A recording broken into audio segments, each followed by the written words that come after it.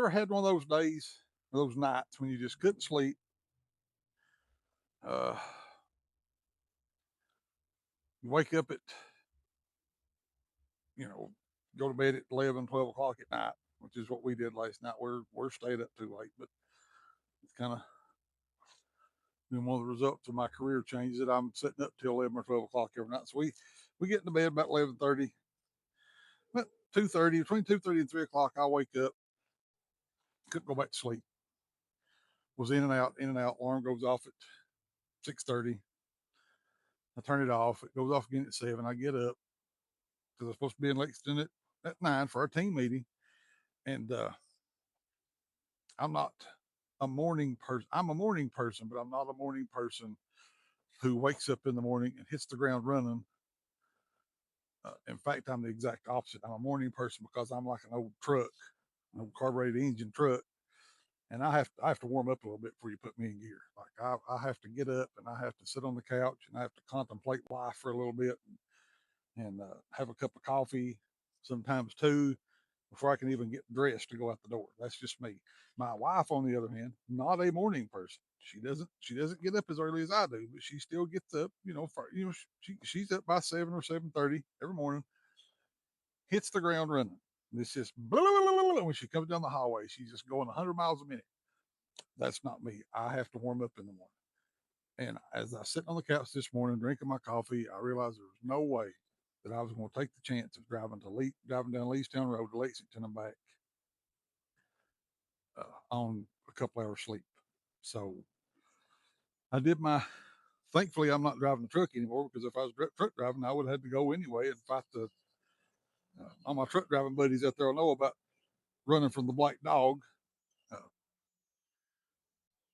Explain to you those that don't know what that is. When you're driving a truck and you're sleepy, especially if it's dusk or dark, uh, you get these visions out of the corner of your eyes because you're fighting sleep and you're trying to keep your eyes open, and it looks like dogs running and about to run across the road in front of you.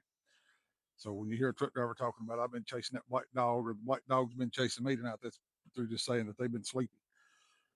If I'd been trucking, I would have had to go and take a chance, and I would have had to tough it out. But thankfully, in this industry I'm in, I can do team meetings and things like that digitally on a screen, and that's what I chose to do this morning. I went back to bed, got a couple hours sleep, got up at 8:30, texted Clay. I need the link to get on the Zoom, and he directed me to that. So because this is the first time I've done it for our team meetings, I'm always down there for that, but I couldn't make it this morning, so I did that on Zoom. But I had things I have to get done today. I got Bible study tonight, so we have to be there. So I have to be done with everything else by 6 o'clock, so we can leave here in time to get to Bible study. And I got phone calls I got to make today, and I got to get these beans picked and out of here before these beans bloom because I don't want cross pollination, and I can see blooms over there everywhere. So I was gonna. I've already picked these beans off. I still see a few stragglers here and there, but I'm going to have to finally just call it. And got the weed eater out here with me.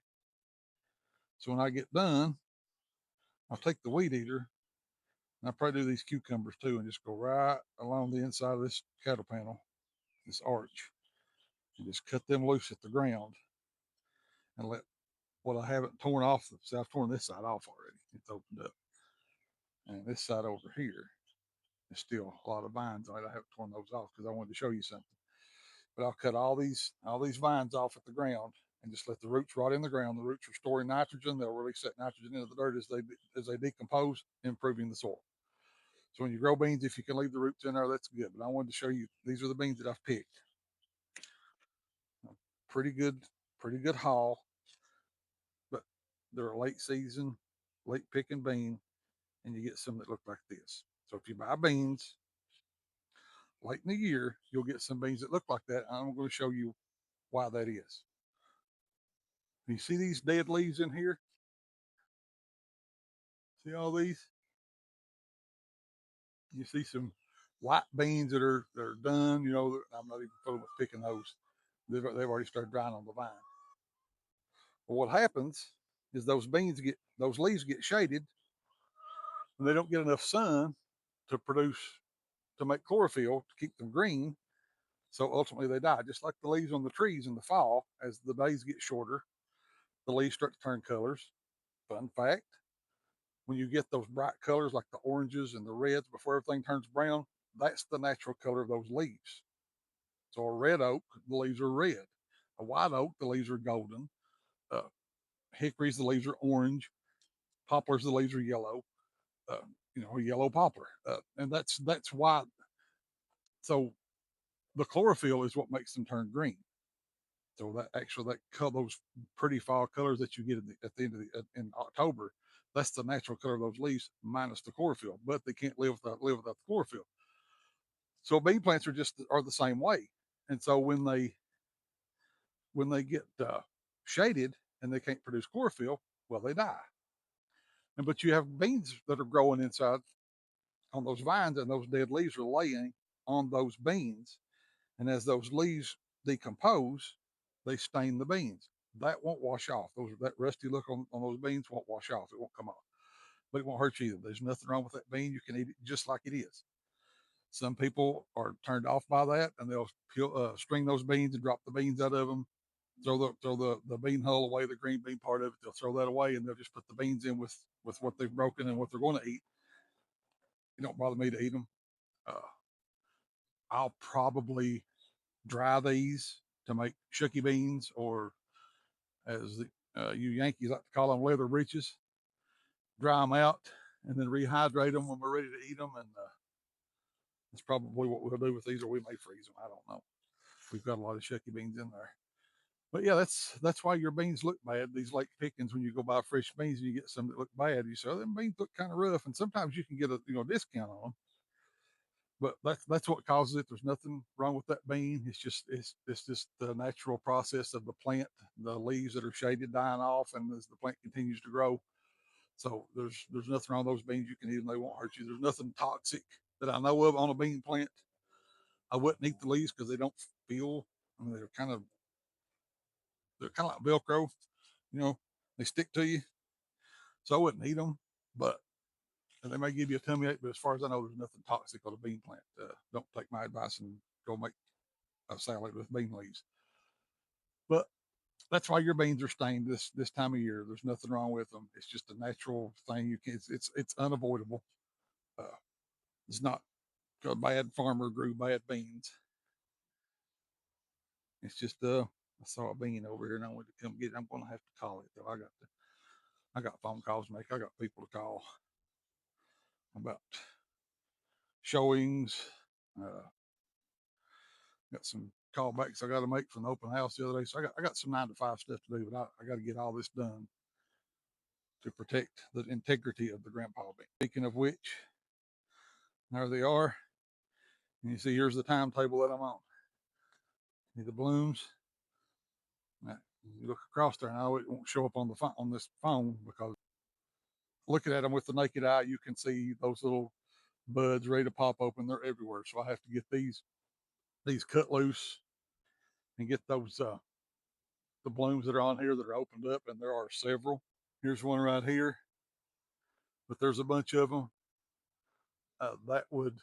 The beans will cross pollinate, and then the seeds that we save from these grandpa beans next year would not be grandpa beans in the way that they are right now. They would be a little bit different. There would be something mixed in with them. And we want to keep that safe. We want to keep our beans pure. So I got to get these dead and ripped off as much as I can. I can't rip them all off because I've got a hillbilly tomato plant that my wife taught me into buying it, which she didn't have to talk too hard. It's really my favorite tomato, but I hadn't planted it in. Don't have a single tomato on it.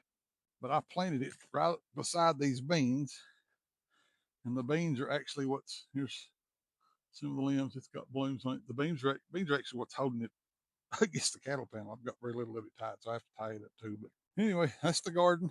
I'm gonna get back to work. We'd eat these bean vines down, pile them all up outside the fence, what I can rip off, and we'll put them in compost. It may be later before I get to do that, but that in compost, and that's going to be about it for the garden. I got to get in and do some work. Let me show you some pretty tomatoes while we're out here, though. While we're out here, These orange accordions have showed out. They're the prettiest tomato. But check out these Sartolays. Look what a tomato. Two of them hanging there. And those are, I mean, like, I'll probably go ahead and pick them and take them in and let them finish ripening. But those are buttes because a lot of them are small like this. Those two. But that's what we got. A few sun sugar orange. My favorite tomato in the garden. I don't need anything. But I'm going to get these beans done. Check out the little okra. That's the one I saw yesterday. And that one. You can see it. We got the sun shining on the camera, and I can't tell if you can see it or not. But it's just about okra picking season. Well, it's August in the garden. Some things are done. Some things are just coming in. And some things are just getting planted. Let me finish my work so I can go do what pays the bills. And thank you for watching.